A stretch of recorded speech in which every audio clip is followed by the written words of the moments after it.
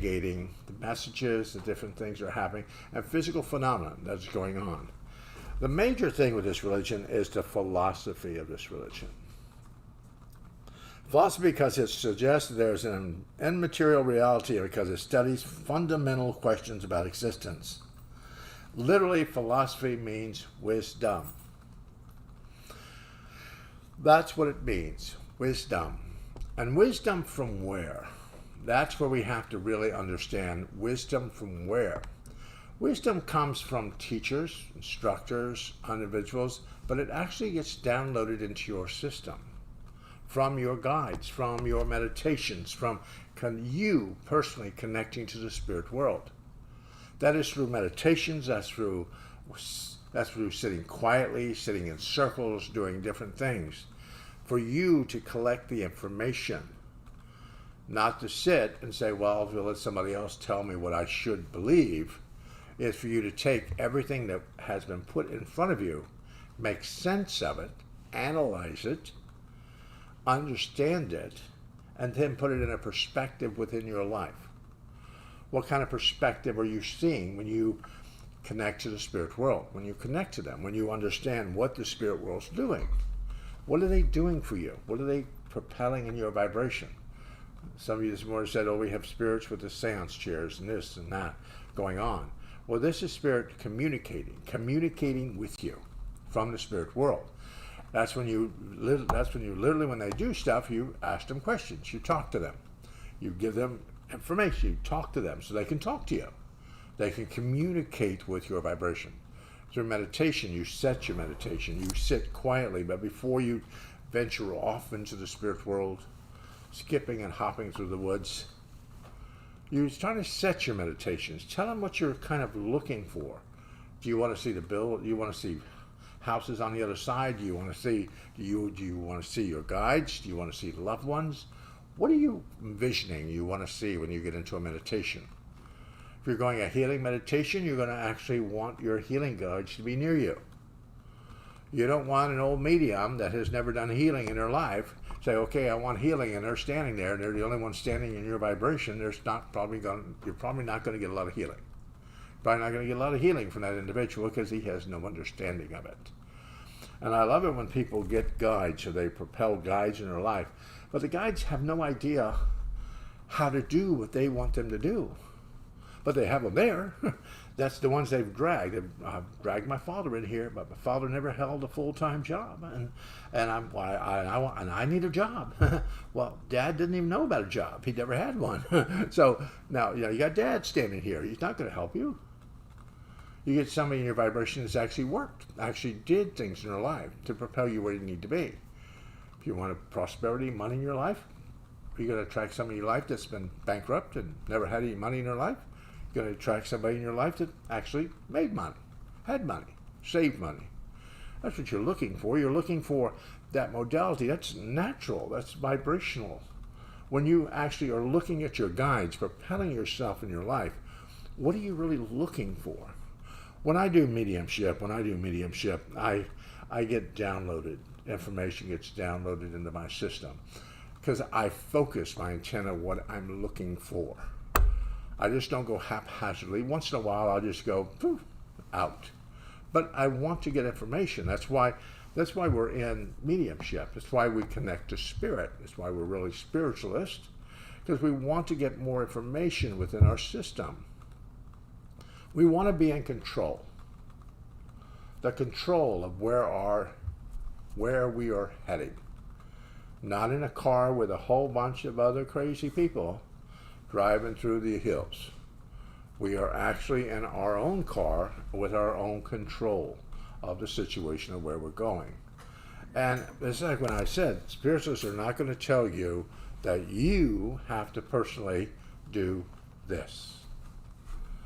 You have to believe in natural law. You have to believe in this. You have to believe in this stuff. You have to believe in that. We don't tell you that. Not with spiritualists. We kind of insinuate. We have the 9 principles we'll read this morning. We'll have the healing prayer that we'll read this morning. But those are things that we put in motion for you to kind of understand. I tell people when they read the principles, they should take them slowly and try to understand them for them. I always think in Spiritualist churches we read the principles way too fast. We need time for people to incorporate it within their system. Read it slowly. Take the value of it that it has for you, and then allow it to reside for a moment. When you say, we believe in infinite intelligence, and take a breath. What does that mean to you, infinite intelligence? Does it mean God? Does it mean spirit? Does it mean God everything? What does it mean to you? In Spiritualists, we believe that God is in everything. Floor, podium, chairs, God is everywhere. In us, everywhere. As Spiritualists, we don't believe that we are absent from God. We're not absent. We are just, I like to tell people that we are just on vacation. That's all. We're not absent. We're just kind of maybe on vacation, some of us. But the question is, when we believe in nature, the natural laws, we read that in our principles. We read one of our vibrations of the religion is we believe the phenomena of nature, both physical and spiritual expression of infinite intelligence. That brings you right back down to the religion of spiritualism, abiding by natural and spiritual laws of God. So we're reading that every time we do this. And then living in accordance therewith, understanding of such expression, living in accordance therewith, constitute true religion. We are living in accordance therewith through natural law, through our religion. These two and second and third principle of our religion is the explanation of religion for spiritualism. These two. We believe in infinite intelligence, but that's on your own vibration. What do you believe? You might believe in a white man over there with a big white beard sitting in a white coat in a little row house over in Port Orange. I don't know. Maybe that's it. I don't know. You might believe in something. I don't know what you believe in. Some people have Buddhist roots. Some people have spiritualist roots. People have other roots. But we have all these things within our life that we try to believe in. But we're born into situations. We're born into this. So we have to realize that not everyone's going to be born a spiritualist. We're born into other religions. Some of us, I had a lady come to my office the other day. She had a crucifix on for her Catholic grandmother. She has some Buddhist beads on, tied around her wrist. She had some Reiki symbols all tattooed on this hand. God, she had everything on her from every idea, instead of focusing on just one. She had all this stuff, focusing everywhere. That's when people come here and they run in that bookstore and they grab a whole handful of rocks and they stick them all in their pocket, thinking like, I'm going to get balance. Yes, you are. You're going to be tore all over the place because you have rocks that lift you, rocks that ground you, rocks that do different things. So you're just antagonizing your whole being by having so many in your system. Tell Lewis, tell him about the rocks that they put underneath my bra when I got graduated. When we first came out here, some of the older mediums, Lolly Weigel, all these people, thought Marie was a little ungrounded. Just a little.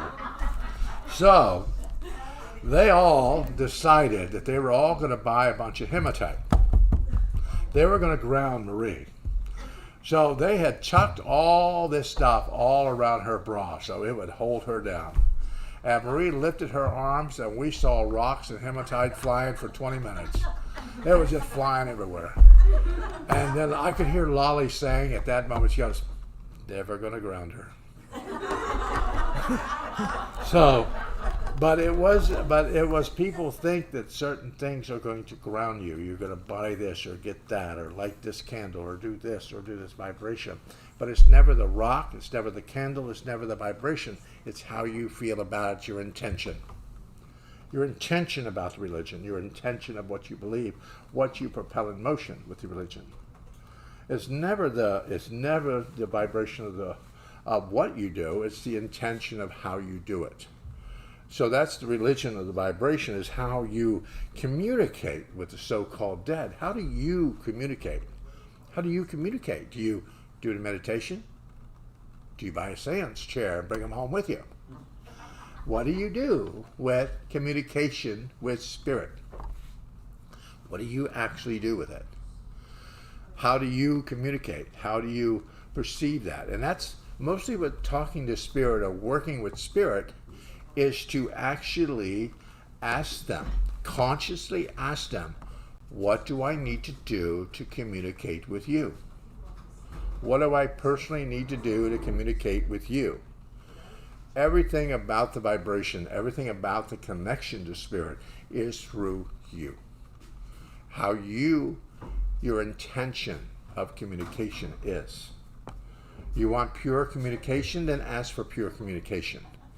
You want higher communication with higher teachers, higher instructors from the spirit world, then ask for that. What are you looking at? You might want to talk to angels. You might want to talk to some other vibration, but put your intention. Focus. Focus is a very good idea when you're doing this work. It's focusing as a spiritualist. Because there's so much out there now. We're in the spiritualists, we're New Age, we're this, we're that. Oh my God, we're everything. But we are this religion of spiritualism. We are the science. We are the philosophy. But the philosophy, remember, is wisdom.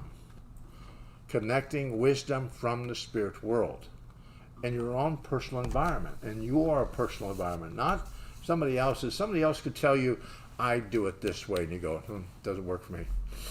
I don't do it that way. I can't do it that way. It doesn't work. Then don't do it that way.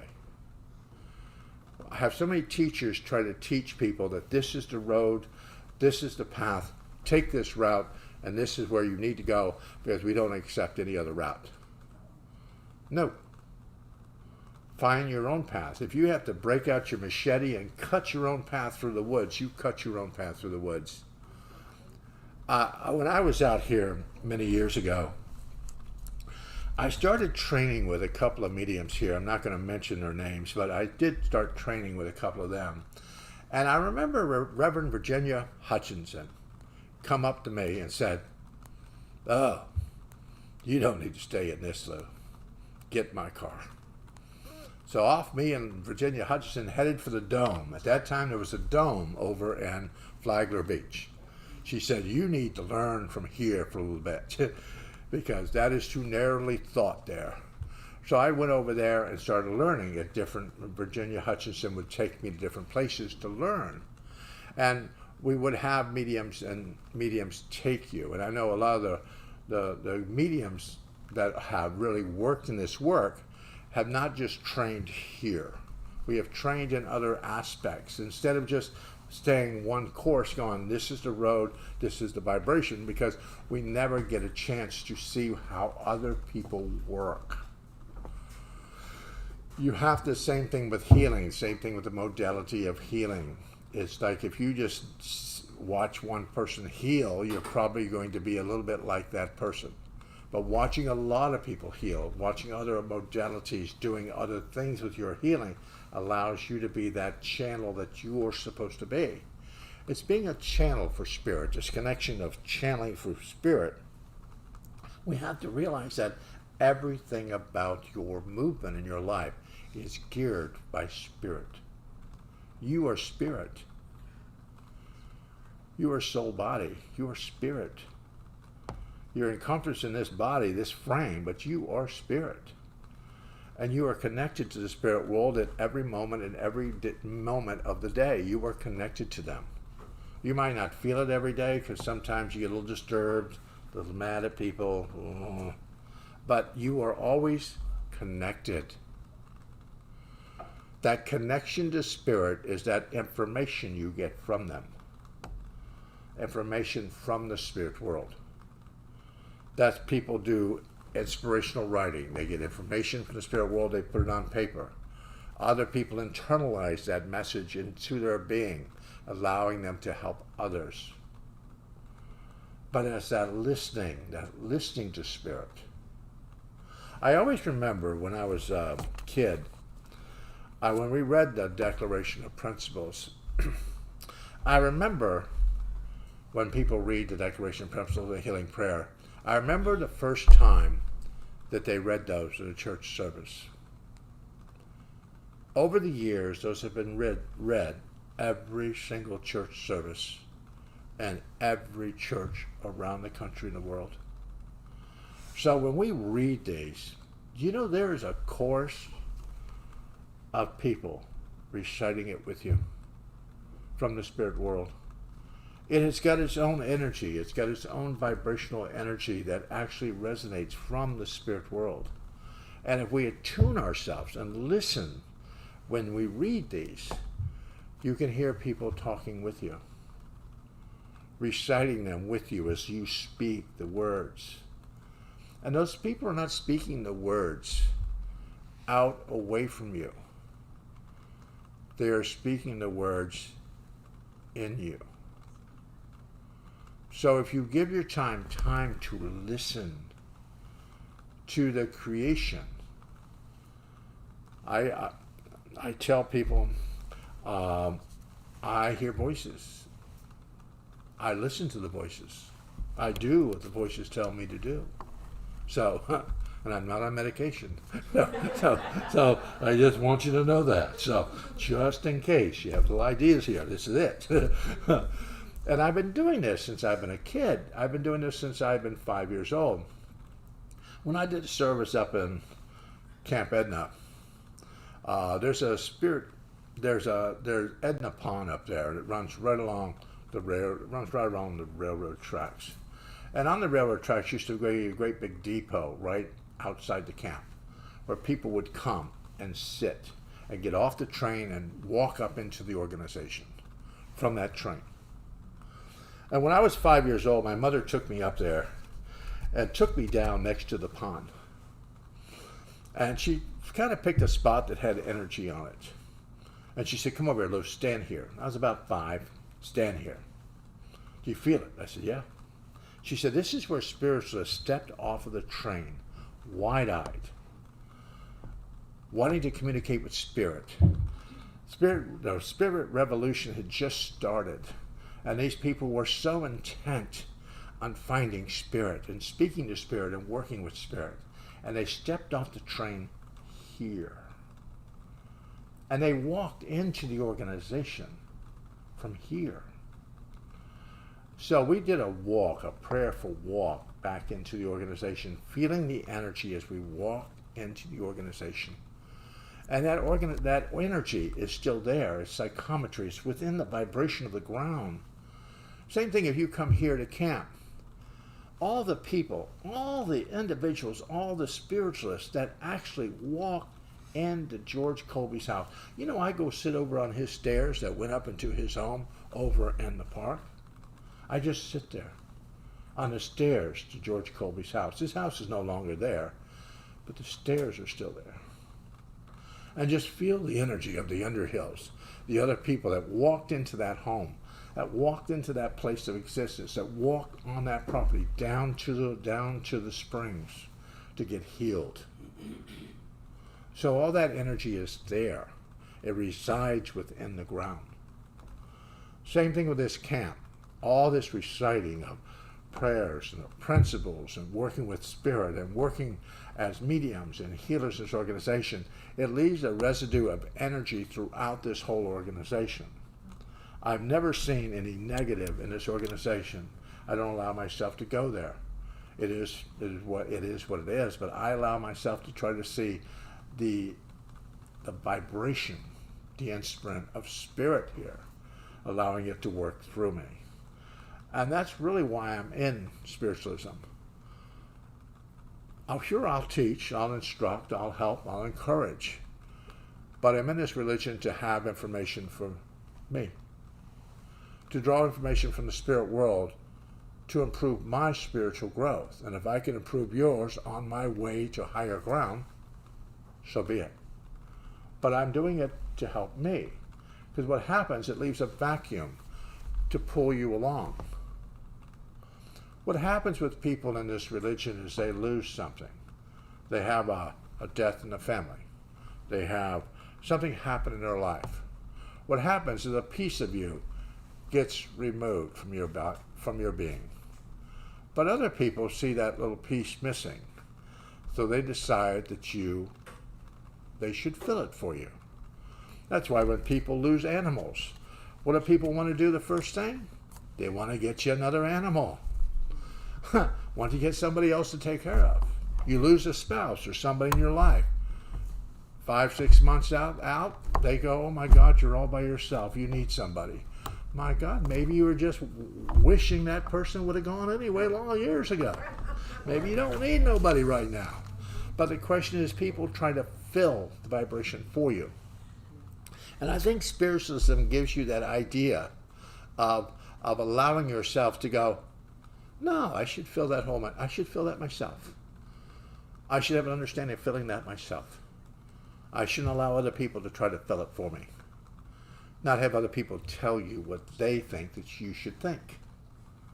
That's why it's really good about Spiritualism, because we don't tell you what you should think. We don't put you under a light and put the light on you and put you under interrogation and want to know what you absolutely think. But abiding by the natural laws of God, you are practicing the religion of Spiritualism, just abiding by natural laws. And as I read the principles, the first three actually state our religion. They state it. They state what we believe in, what we connect to. Some of the other ones do with the science. We affirm that communication with the so-called dead is a fact scientifically proven by phenomena of Spiritualism. The science of Spiritualism. The science of Spiritualism is because it investigates, analyzes, classifies facts, manifestations demonstrated from the spirit world. Everything that our religion is within the principles. And if you allow yourself to resonate with them, ask yourself, you should take the bulletin home with you and just read one and just get quiet. Allow yourself to breathe. And what do you envision with that words? What do you envision with that? What do you see? What is your first thought, first impression with that vibration? Same thing with the phenomena of nature and physical and spiritual laws. What do you believe that they are?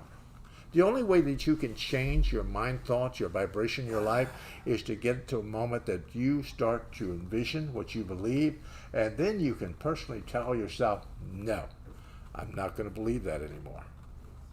Then you stop that issue, that vibration within yourself resonating inside of you. It's allowing yourself to change the channel, change the voice within your head. You allow yourself to change that. That's what you're doing with Spiritualism. We're allowing you to change the volume, change the vibration, change the vibration within your life. You can turn it up, you can turn it down, or you can just turn it off for a while. But it's up to you. I can't force you to believe in what I believe in. Even though I was raised in this religion through my whole life, I've been in so many spiritualist camps I lost count. And I've been all over with my mother through different organizations, different places, and different mediums, and watched how mediums worked, how mediums communicated with spirit. That's why in my classes I teach you all kinds of modalities of communication with spirit. Not because I want you to learn them all. I want you to have an idea that might work for you. Ooh, I like that. And you allow yourself to incorporate that in part of your vibration. The information I gave you today is not to tell you, that's in black and white up here. You should believe this. I want you to take some of this and go, oh, I should probably do that in my life. I should try that, see if that works for me. Because some of you could be ungrounded, a little flighty, a little crazy. You're going to find your own way. You might not want to ride in the bus with the rest of us. You might want to ride along. You might want to run alongside the bus, yelling and screaming, screaming. But it's where you want to position this. I know we pick our families, we pick the situations, we pick all this vibration within our lives, and we live through our lives through a lot of times through other people. They arrive in our lives, they leave our life. There's different things happen. Different things propel themselves in our lives because of the individuals that we have in our lives. And I explain to people, we need to understand that what you have around you today, not yesterday, not last year, today, is what's going to affect your life in the near future. So what do you see today that you could possibly change? Not what you could change, that's already done. Yesterday's done, we're finished with that. What are you going to do today? If you weren't feeling good today, how are you going to affect your health today? Going to ask for better health? Better health? If you don't have any relationships right now, you want new relationships? Ask your guides, talk to them. You know, you handpicked every single one of them that followed you here. Every one you handpicked. You must have had some good sense on the other side because you picked these guides. You picked them to follow you, to communicate with you on the spirit world, and from the spirit world to you. We picked our family tree. Some of us could have chopped that down, but we picked it, and we've had to survive it. Some of us are just survivors. We just survived it. It's been all over the road, but we survived it. And that comes with surviving through family, children, pets. Marie's got a crazy dog now. That's French Bulldog. Don't pull the dog. The dog likes to moonwalk. It'll spend 10 minutes in a bush moonwalking. No, walk. We're walking. We're not moonwalking. But that Regal's let the dog moonwalk. We'll be standing there 20 minutes, one bush. Poof, that's all. Walk. The dog kind of reminds me of some people. Some people are just over in the bushes, leaves running across their head in some kind of trance state, moonwalking in the bushes. Instead of understanding, they need to get back to the path. They need to walk. They need to go where they need to go. We stop ourselves from understanding that we are in control. We lose that sometimes in relationships and different things we do in our lives. We lose that. We lose that control vibration within our lives. We give over the control to someone else. Someone else. And we have to realize that we have the control. We just have to realize that how much of it do we want to give away before we decide that that's too much. I've given too much away now. And that's when we stop. That's when we envision ourselves. But the spiritualism, when somebody asked you what the science of this thing of spiritualism is, then you can personally just basically tell them it's continuous life, because it investigates and analyzes. It's not investigating and analyzing because me and Judy are not going to stand up and investigate and analyze it for you. We're not. This is for you to investigate and analyze on your own. The information and stuff that you're getting. For you to analyze this, to bring this in being within your vibration. That gives you the control over the wheel. Lets you drive the bus. Because if I tell you what it means, then you're going to go, Lou told me what it means. I don't have to work. I want you to work. I want you to make that effort to speak to Spirit. I don't want to be the only one speaking to Spirit for you. I want you to be able to speak to them yourself. That's going to work. Same thing with the philosophy. When it comes down to one word, one single word, wisdom. What philosophy? Wisdom. Wisdom from where? I could teach you. Teachers could teach you information, but it's what you retain. I could teach you all kinds of stuff. You might not retain it. But what do you retain? Every once in a while you should sit quietly. Once a week, I sit once a week and ask myself quietly, what did I learn this week that I need to remember? What did I learn this week? I learned this week not to leave Cassadaga on vacation. Not to leave. I learned that. I learned some things this week. So, but you have to realize, and I learned too, that this is one of the best spiritualist camps in the world when I come back here. After visiting other camps, after visiting other places of spiritual revival, this is still the place to be. Still the place to be. Out of all the other places I've gone to. So we have to realize that what works for you, what connects to your higher sense of consciousness. So I'll take some questions. I'll let you guys ask me. Anybody have any questions? We don't have John here today, so I don't get a question today. So, but remember, it's like this whole thing of proving to yourself who you are. When we have one of our class studies here in our curriculum, the title of the class studies is Who Am I? Not who Lewis, who am I? There's a whole class study on that. Who am I? And that's what we have to ask ourselves. Who am I? Are we associated with where we are? The people in our lives? The job that we do? Or are we associated with who you are? If the job leaves, are you still who you are? If the relationship in your life passes the spirit, are you who you are?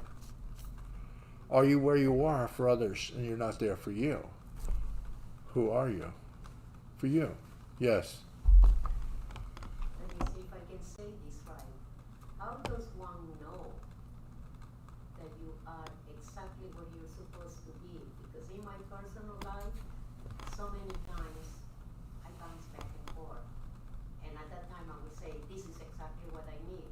But then the circumstances change, and I find myself sometimes under different circumstances, sometimes under different belief systems.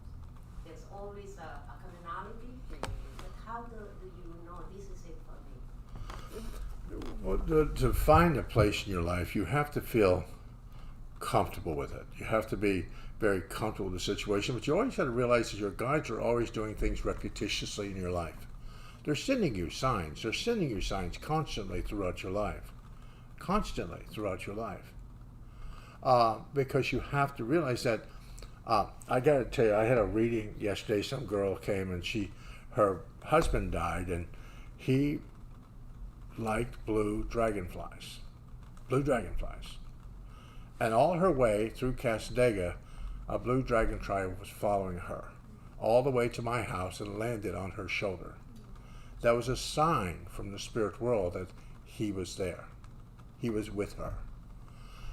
We have to realize we have to look at the signs. As I said, listening to you. If your life is falling in pieces and situations are not working, then speak to your guides and say, this isn't working. Why? Ask them. They'll be very repetitious with you. They'll show you different things. Sometimes we don't want to change. Sometimes we go, we got to be here. But then that's your journey. That's your vibration. But as I said here, when you sit quietly once a week and go, is there something I need to do that I haven't done yet in my life? There's something I need to do. Show me. Then watch what appears in your life. There's somebody appear from somewhere else in the United States, and that keeps appearing in your life. It doesn't mean you're going to move there. It just means it's something from that direction is going to affect your life.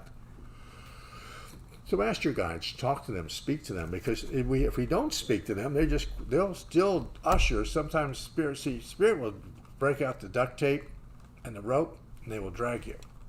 You might not be listening and screaming, but they'll still be dragging you to where you need to be. So if we allow ourselves to listen, some of us are too focused on what's happened in the past. We're way too focused. If I focused on what happened in this organization in the past, I'd have probably already packed my car and run as fast as I could. But you allow it to be. It's happened in the past, the vibrational past, not now. And the only reason energy is not good is because a lot of people around the vibration are talking negatively. And then that happens, it just builds an energy that now everybody's affecting negatively. That's why if I'm standing with you and you're talking negative and different things are happening and you just see me just moseying away, trying to get away as fast as I can, don't stop me, because I want to get away from you, because I'm not going to sit in that energy. I will not sit there. I will not place myself in that energy. It's where we learn not to place ourselves in certain energy, for us to just back away, walk out of it, go somewhere else where the energy is positive. Go take a breath in another room. Go do something else. Don't sit in the energy. Don't sit there. We have this tendency of sitting with a group of people that are negative. Then all of a sudden, we become negative. Our energy starts to go south. And we don't know why. It's the people over there near the water cooler. See, just walk away. Because I used to see, I had some people here yesterday in the camp. I saw them. I was making a fast track not to walk past them. You didn't walk fast enough. Yeah, I was trying to get past them. I was trying my best. Just so they didn't see me. I kept low, trying to get closer to the ground that I could just get. Because I knew if I saw them, they would start talking negative. And I go, so I got to get away from that. I don't need to put myself in that energy. That's when you have to realize that when you see something, you go, ooh, that person's always negative. Oh, God. Make a wide berth. Try to move away. If you can't, just say affirmation. I say affirmation in my head. If you're negative, there's all these positive affirmations going on in my head. I'm not really listening to you. I'm just talking away in my head till I can get away from you. I'm keeping positive energy till I move. Keep positive energy till you move out of a situation. That's why I tell people, ask for perfect health now. Most of you in this room, you're very healthy. Considering. So you ask for perfect health now. You don't wait till you get sick. Start asking for perfect health. Because by that time you have to start begging for health. Oh, so is everything off balance. Now you got to beg. Then you guys don't know what you want. That you might get something. So ask for perfect health now. If you have money in your life right now, you go, I don't need any money. Well, still ask for it. Because you're asking for it. You're not begging for it. You're asking for prosperity in your life. You're asking for it while you still have it. Don't wait till you absolutely need it. Then your mind will play tricks on you. Tricks. So ask for what you need when you have it. So there is a lot of it in reserve for you when you need it. If you need spiritual growth now and you're making communication, talk to your guides. Ask them for more. Ask them for more connection in your life. Don't say, wait till you don't have any connection. Go, well, I wish I had more connection. Ask for it now. Ask for it when you can personally receive it. Not ask when you're dying to receive it. Ask for when you need to receive it. As spiritualists, we believe that Spirit is working with you constantly, through you and with you, constantly throughout your life. Spirit is not... just so Spirit really loves all of you. There's nobody in the spirit world that hates you. So get over that. Nobody hates you in the spirit world. Nobody does. Because you have some really good people in the spirit world that really love you, and they will slap the hell out of them. How's that? So they'll take care of that. Don't worry about it. So nobody in the spirit world hates you. Stop coming to my office saying, my mom didn't like me when she died. Your mother loves you. Leave her alone. Nobody hates you in the spirit world. They might not want to hang out with you, but they don't hate you. They don't want to talk to you, but they don't hate you. And I want to thank you guys. Thank you.